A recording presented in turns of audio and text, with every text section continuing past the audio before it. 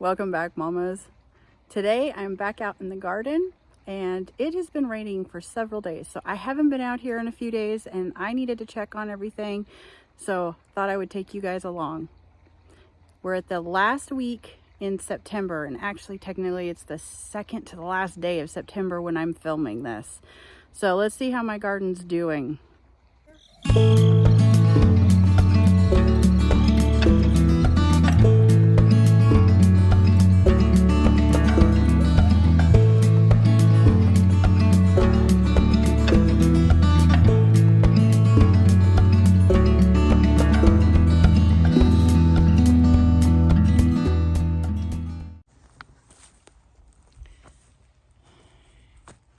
So as you can remember, this bed that we've called our onion and garlic bed for the last few years had nothing in it but one flower, the bachelor buttons that my son wanted to plant, and they did pretty good.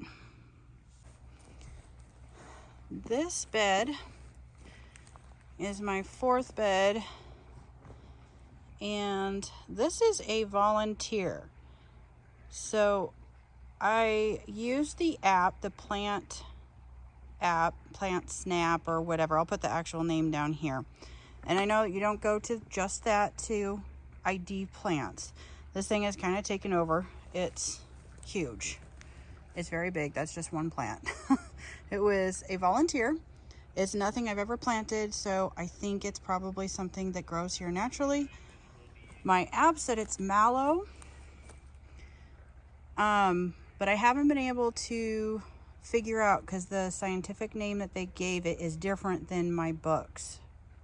So I still have to figure that one out for sure, because mallow does have medicinal properties, but I don't want to grab it unless I know I've got the right one. And I don't know if this one has any of the other, lookalikes or anything that are poisonous. So I'm still really new to medicinal herbs, so I am erring on the side of caution here with that one. But supposedly this is mallow. So let me know. Any idea on a scientific name? Let me know in the comments. Then, if you remember, we had some stuff planted here that the voles had already eaten by the time I videotaped the last one in July. And there was another one that was right here that the vole had gotten. And this one had never come up, but this one did, and the voles have since got that one. This, my second son, my youngest son, my middle kid, planted that, which is a columbine. So it doesn't flower the first year you plant it. So there's no flowers, but next year it will flower. So, and then yes, I haven't weeded this section for a little while. It's been kind of crazy. I lost all of my Swiss chard in there. That's all been eaten by the voles. You can kind of see here where they pull it down into their hole.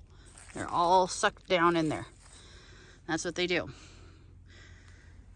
And if you remember, on that side, I had the spinach that had gone bolted really soon.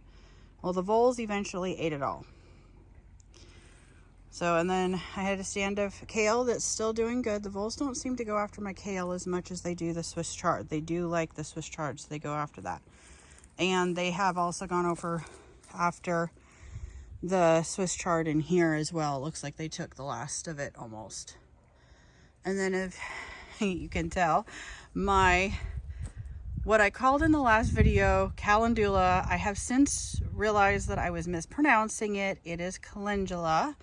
And I have this whole big patch here. They're all volunteer. I've been saving the buds and the seeds for the ones that, have finished up and I couldn't get the buds before they went too far. And it looks like I am going to have some more that I need to come out here and pick. Look how beautiful they are. And some bachelor buttons came in that volunteer from last year too. You can see the pink in there. I like it when I have volunteer flowers. It just makes the garden more pretty. So there's all the calendula. And then my other kale is still doing okay.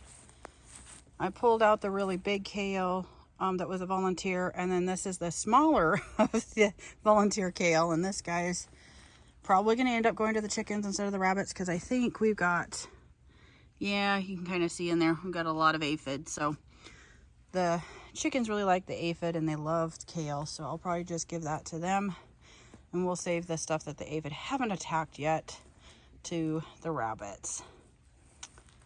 All right, so, and then the very last thing on this row was, let me back up so you can see my corn. As you can see, it's already done for the year. We tried it out, and if you remember from the last video, I said that this was, I didn't know the name. We were given it to us a few years ago, and we couldn't remember the name of it, but it's a multicolored corn, like Indian corn, and it was supposed to be drought tolerant and good for short seasons, which being in North Idaho, I have very short season. So we tried it. The first couple of cobs that we pulled off, and we cooked them up, and they were very tough. The kernels were super tough, and there was very little flavor. Now, I'm not sure if that's because that's just that kind of corn, or if I waited too long because to pick it and it was like overripe. The cobs are much smaller than what I'm used to, because I grew up with sweet corn, and so my grandma always grew in her garden, and then the couple of years that my mom had a garden when I was little, I believe we had sweet corn as well. And the cobs are much bigger, and these are very skinny cobs. In fact, there's still a bunch that actually I didn't even pull off. And I'll show you later. I pulled off the remaining ones of them, and they're just skinny. Like this one's just tiny. So I didn't bother pulling it. But I pulled most of the cobs off of them since we didn't care for the flavor. I brought them in. They're really pretty. So for now, I'm just drying them out and using them for decoration. And I may end up trying milling it for cornmeal. So we'll see about that. I will either put the video of that here, or I'll put it at the end of the video. I'll show you what those cobs look like. All right, well, we're over here actually. Let's go over to the berry patch that we have. My strawberries bounced back. They look so much better, and they actually started flowering again. Don't know that they're going to produce anything because we've got winter coming, but they look so much happier now. And then my hula berries, didn't get any more production out of there this year, but they're doing much better. They're a lot happier right now than they were at the last video. We had a bunch of heat, and I didn't get enough water on them, and that was on me. I wasn't paying attention very closely to these guys. Oh, let's stop here first. This is where, if you remember this end of the hoop row, this is what we do, this is what I meant by plastic over the hoops. Works really good. We only planted those technically 3 cantaloupe plants that my boys wanted to plant. And so we got this over because we were starting to get below freezing at night. So let's take a look at these guys real quick. So those are looking pretty good. I might have to, although I don't understand why there's a tomato in here.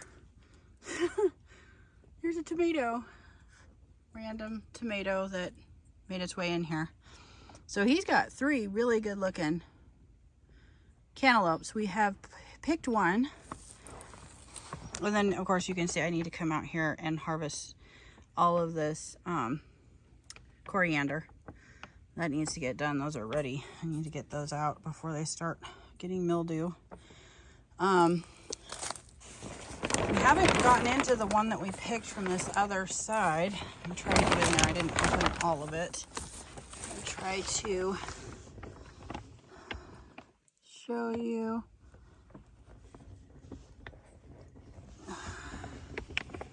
So he's got several cantaloupes in there as well. So we're probably going to need to pull cantaloupe pretty soon and get those inside. And we need to cut them open. They were from store-bought cantaloupe, so I'm not sure that the flavor is going to be all that great. All right. Here we are in the high tunnel. It is very wet in here. The water droplets are on the roof, and we've had so much rain it got pretty humid in here. So, but we're not having the mold issue that we did last year. I had both sides were all tomatoes, all Roma tomatoes, with the exception of like I think I had about 4 pepper plants interspersed between the tomatoes, and that was it. But I had like 20 tomato plants in here. And as you can see, try to back up just a little bit, my oldest son's tomato plants have gotten huge. This is his Independence Day tomato. And in the last video, I said they were supposed to be like a Roma tomato. But I was talking to my husband, who's the one that picked them up, and he said no, they were supposed to be just a large cherry or grape style tomato. So looks like William needs to come out and do some picking. And then his cherry tomatoes are very ripe and ready to go. There is a lot of them in there. So he's gonna need to come get those and pick those. And then looks like my jalapenos are doing pretty good. They're still a little small, but not too bad. And this poor little guy did not get going very well. I need to figure out what I am doing wrong with peppers. They should be able to do fine, especially in a high tunnel. Here's my 2 Roma tomatoes. I haven't gotten anything. Oh, well, there's the first ripe one off of that one. That one's almost ripe. It's still a little tad orange. But we were just using these for fresh eating. And haven't gotten too many of them. They're much smaller than any of the tomatoes that I had last year. All the Roma tomatoes I had last year were much bigger bushes and a whole lot more tomatoes. And I had a lot more harvested by now. I think I've only harvested maybe not quite a dozen individual tomatoes off those so far. And that's it. So this row is, there's 8 plants here. It's all the same thing. They're pepper and cenis. So they were all about this size or smaller last time. I think the tallest one was about this size when I did the last garden tour in July. This one finally has peppers on it, but I'm not sure if these are going to ripen before I have to pull these inside. But I am thinking about pulling them inside and overwintering them this year. Not all of them. I don't have enough room for that, and I've got a 1-year-old, so I can't exactly put them all over the floor. And it looks like there's another one with a small little pepper. So, because neither one of these, that's the first time I've seen peppers on them. And this one actually has a couple of peppers on it as well. You can see that right over there. Oh, and then there's another one there. They're finally getting their, okay, it's the last week in September, and they're finally getting their peppers. So, what did I do wrong, guys? If you got any comment, ideas, possibly. I know my soil, I'm still working on trying to build my soil up. And maybe that's it. Or maybe I just need to overwinter. Yeah, because this one's actually got quite a few on here. all of a sudden. They had a bunch of flowers on them all summer, but then no peppers, except for these 3. So these next 3, and yes, I know it's humongous. You don't normally let them get that big. Well, funny story behind that. So I thought pepperoncinis were supposed to be yellow when they were ripe. Those are just banana peppers, which get confused with pepperoncinis a lot, or at least I get them confused. And when my husband always buys them at the store, and you know, pickled pepperoncinis, he loves those on the side. And I'm like, well, instead of buying them, let's grow them. And on the front of the seed packet, I think it even shows them as being yellow. And so I was waiting for them to turn yellow. And meanwhile, the ones that were growing were getting huge. Where's my other big one? These 2. I mean, they almost look, there's 2 of them there. They almost look like, you know, bell peppers. They're so big. They're humongous. Well, I didn't pick them because I wasn't sure.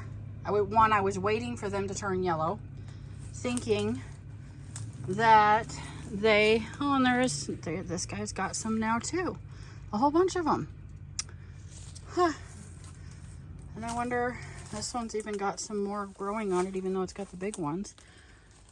Is this? I don't see any on that. Oh, nope. There it is.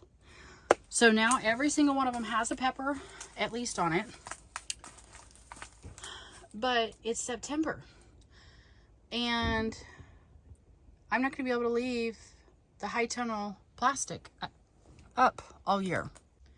I finally realized that these were probably ripe and they probably needed to be picked more at, you know, no bigger than that instead of that. But I had no recipe at the time and I was up to my eyeballs in cucumbers at the time. So I'm like, well, they won't rot if they stay on the plant, but they will if I try to bring them in the house. So they have stayed there. Now that my cucumbers are pretty much done and I don't have any more to take care of, then I think it's time to take care of these peppers. So if you have a favorite recipe for pickled pepperoncinis, and if you know why it took them till September to start growing the majority of them, because now I've got a whole bunch of them growing, let me know in the comments below. I also am planning on bringing a few of these in, not all of them because I don't have the space, and putting them in my garden window and overwintering them. If you have overwintered any of your peppers, let me know how that worked out and if it was successful. But like this one is going to be way too big to fit in my garden window, and that one probably, but probably that one, and that one might work. And I'll probably bring in one or both of the jalapenos. They're doing worse this year. I haven't had any problem with jalapenos before, but this year they're a lot smaller and more.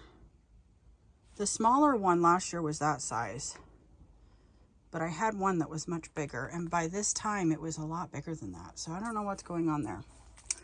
All right. Oh, I just saw another one back here. Okay. Well, there you have it. Some garden surprises even for me. All right. Okay, now we are on the first 2 rows, which are my cattle panel rows. And remember in the last video, there was actually quite a bit more green on these panels than there is now. So the voles have, since the last video, have taken even more out because they took one of these first ones here, or 2. It's hard to tell. Looks like I've got more picking to do. There is still quite a few beans left, but I have to be careful because I have, you know, dead vines mixed in with good vines. So I have to be very careful when I pick these that they are still firm and not already half dead. So that's all I have left on that section. And then this whole section is still bare. And then this one was just these two were like little babies when I videoed in July, and then they just suddenly exploded recently, and so they're up here. But that is the only one left on this entire row. Remember, I had these two, and then I think there was like 3 or 4 more down there or something. And those, well, here's the dead ones. There's one here, a dead one there.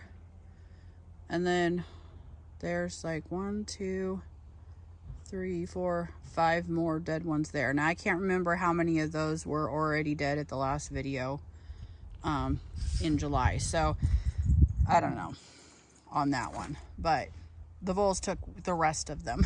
And then, as you can see, there's lots of dead leaves all over, and yellowing leaves, because it is, I mean, we're getting cold. We're hitting freezing at night now. Not every night. The last actually week has only been in like the 40s. But it looks like I'm gonna have to pick some beans. I did do a quick pick of beans the beginning of this week, but I need to come out here again. Okay, so my sunflowers have gotten quite a bit bigger, as you can see. They're so pretty. These are mammoth. Wow, that sunlight's or the clouds are not making that show up very well.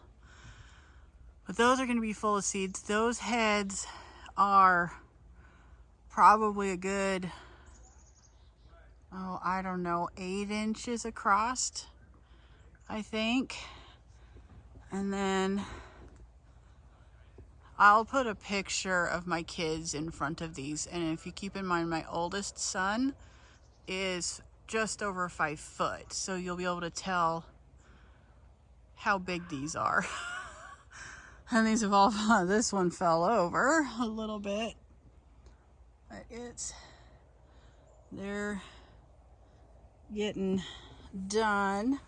And there's my little one keeps falling over here, but at least it flowered. And get that in there. Get that off of the wire and put it like on the fence. So those are my mammoths. They are wonderful.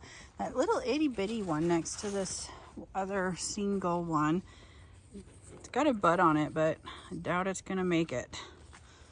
And I don't think it'll bloom at this point because we're already getting frost at night. All right, my beautiful marigold is very nice and bushed out and full of flowers. Look at that. So pretty. I love marigolds. They remind me of my grandma, actually. She always had marigolds in her garden. Full rows. And she'd put a row of marigolds and then a row of something like, I don't know if it was green beans, like bush beans. And then another full row of marigolds. And hers were much bigger. This is a dwarf. Hers were the big ones. And it was so pretty to see those. So, cucumbers are not liking the cold nights. As you can see, they're getting pretty sad looking. And some of them had started turning yellow, and I looked it up. I think that was just around the time I videotaped in July. And they did a little, found out that yellowing leaves usually means a nitrogen deficiency. So I tried to get like a compost tea on them, but I think I put it on too strong. Maybe it didn't really seem to help. So I don't know, I'll just continue building up my soil with the compost that I'm making and see how it goes. But I was still getting, I still got quite a few cucumbers on, was it Monday, the beginning of the week. I think I just saw, and there's one right there. You can see it back there. But that's pretty much the size of the rest of these, and that's just a little too small for picking. Because you can see my finger, that's how small they are. So there,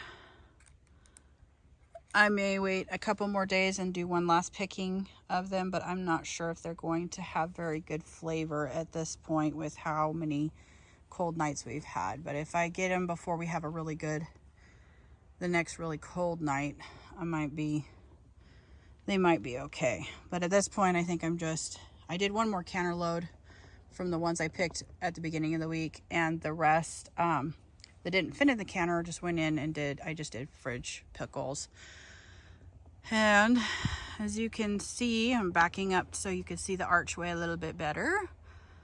This turned out wonderful. It's very beautiful. I love having the green beans over the archway. Very little training to do on that. When they're just on the cattle panels that just go straight up like here, you have to train them to go, sideways. And they don't want to go sideways. They want to keep going up. And so that was kind of nice with the archways. I didn't have to do a whole lot of that. It seemed to be a lot less maintenance on that. So that was nice. And in here you can see a lot of the ones that I missed that are way too big. So anything that ends up being too big that we don't like to eat that big, because they get really tough the bigger they get. We eat them when they're fairly small, like that little curlicue right there. The one on the left. The one on the right is pushing it. It's a little on the big side for our tastes. It looks really cool. I do have to get a ladder out to pick any of them that are at the top of the archway hanging down on this side. And on the outsides, in order to reach, I have to have a ladder. But anything that's on the very, very top, I cannot reach even with a ladder, because you can't climb up, the archway. So when these all dry up, then I will have a ton of seeds for saving later. So that is the only drawback I find, is that I cannot harvest as much as I would like to, because the ones that are, down at the sunflowers are kind of in the way. But so unlike the ones that are grown on these cattle panels that, they grow up to here, I can reach above that and I can go through the bush and the pile of branches and stuff and pick them and find them all. But there's so many, even in here, there's a lot that they just grew too fast before I could get them. But they'll all dry like that, and once they're dry, then I pick them, and then I'll take them inside and finish drying them. So there's a bunch that I missed last picking earlier this week because I couldn't get the ladder. So there's some that I will probably come back and pick. But these, I probably won't do any more archways for green beans next time, whether it's this year or whether it's next year or the following year. We'll see. I'm not a huge fan of this. I want to keep it this way for just this section, just because it's so pretty. So I want to keep this archway here. I'm not going to take it down or anything. I really like how it looks. But the next time I do green beans, I'm just going to go along these cattle panels, just this section of it, and I'm just not going to add any more of the arches. It's pretty to have it on this one end, but I think I'll just leave it there and call it good. So there you have it. There's my garden tour. End of September, end of the season pretty much. I'm just going to have a few more beans to pick, and I've been just blanching them and freezing them this year. The cucumbers are pretty much done, and then I just got to figure out what I'm doing with those peppers. So, but yeah. So stay tuned. If you are enjoying this content, make sure you like and subscribe. So we'll see you guys on the next one. Bye-bye.